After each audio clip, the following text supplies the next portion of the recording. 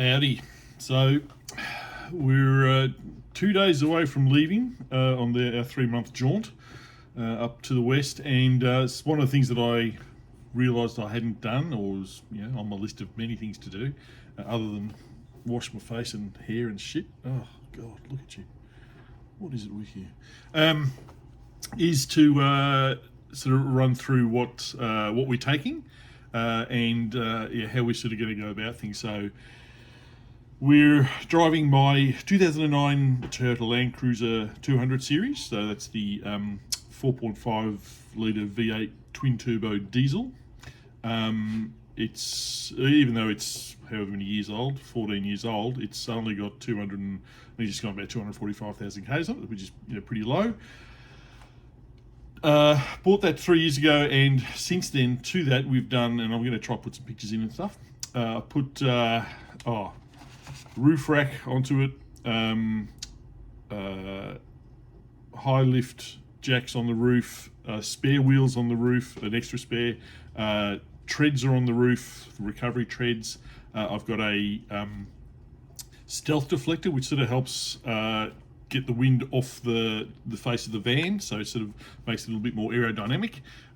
We put a GVM upgrade into it last year, about 12 months ago, which means that even though it's Land Cruiser, great tow car, but they've actually got a very modest payload, so you can't actually put 5 people in there and then a whole heap of camping gear and all this stuff, because it's going to get over what the maximum allowed weight is, which is 3.3 tonne, and then it can tow 3.5 tonne. So you've got a maximum, what they call the GCM, the gross combined mass, of 6.8 tonne. And what I found was that once I put all the gear in there, so given it's got bull bar, winch, brush bars down the side, fridge, tools, drawers in the back, wheel on the top, all that sort of stuff, even when there's only 2 of us, it was pretty well right near the limit. So and also we've got the new Caravan as well, and we knew that was going to be heavier. The old Expander was about just on 2.1 tonne. This one's about 3.1 tonne, so it's an extra tonne with towing. So I went to a local mob, and they do the GVM upgrade, but it also increases the GCM, which means not only I can increase the amount of payload I've got, I can actually tow the combined weight of both can be greater. So I've gone from 3.3 tonne to 3.8 tonne GVM of the car, and that also lifts the GCM from 6.8 to 7.3 tonne. So basically I can tow a lot better. So it's a complete replacement of the suspension with a higher grade suspension, and then they certify it. You change it on the registration papers, everything, and it's legit all through all countries, the whole country of Australia. So that's a little bit of insurance. It's got 33-inch mud terrain tyres, and what else did we do to it? It's got a few other sort of little bits and pieces. We got new seats made for it. Unfortunately, they're not as comfortable as we'd like to have them. The old Sahara that we had much better leather seats.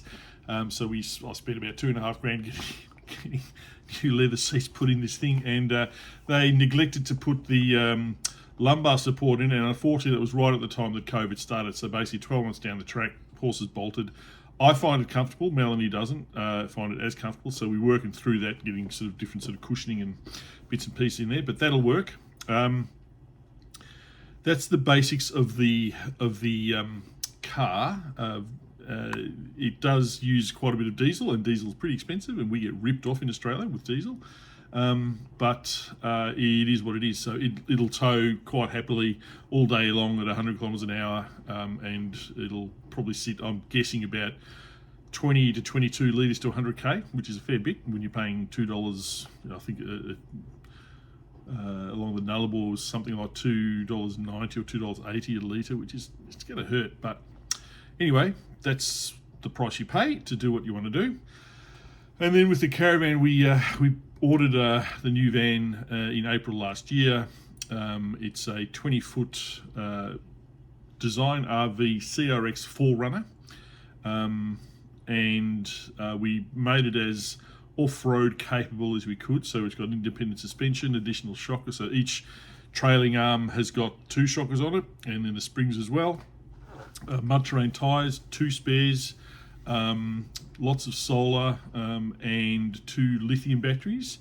And then it's got a big fridge in there, toilet, shower, all the sort of niceties. I've put a inverter in there only the other day, and that cost me another sort of $2,000 to do that, and a couple of fans, because the company forgot to put the fans in that we ordered, but that's a whole other story.